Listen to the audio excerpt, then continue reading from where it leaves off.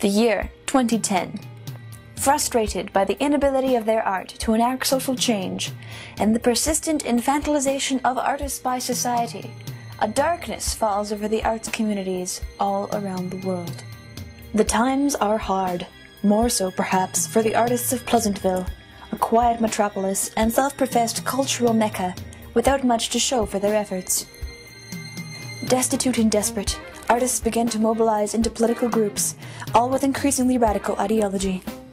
Manifestos are crafted, protests are staged, but real change remains an impossible dream to many. Increasingly desperate, one radical cell abandons their vows of non-violence and embraces the only tool left in their arsenal, the critique.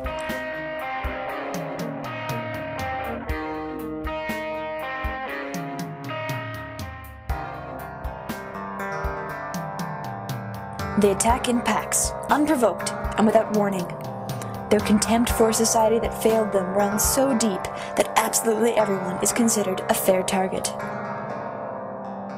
For weeks, the artists rule the streets, merciless in their retribution. A civic crisis is declared, and the citizens are urged to seek shelter in their homes and their shopping malls.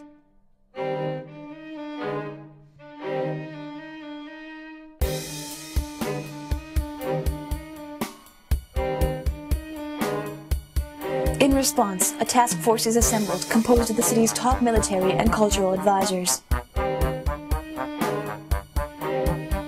Exhaustive efforts are taken to study the captured insurgents as the team's scientists attempt to uncover the workings of their twisted minds. Authorized to employ extreme counter-terrorist measures, many innocents are caught in the crossfire.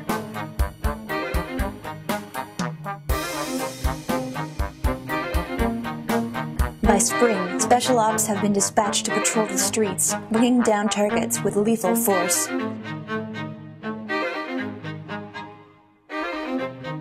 And thus, shaken but defiant, Pleasantville emerges from its culture war to face a new day. In an effort to prevent these atrocities from ever occurring again, City Council adopts strict measures to limit the power and ambition of the next generation of artists. Galleries are forced to adapt new standards for food service. Exhibition quotas are established, requiring a percentage of all wall space to be reserved for watercolor pictures of flowers and photographs of kittens.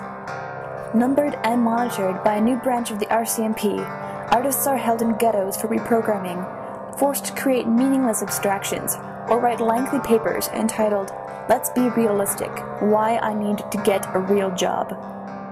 However, the fight to keep radical culturalists out of Pleasantville doesn't end here. It's up to you to take up the fight. Make a conscious effort to exclude yourself from art every day.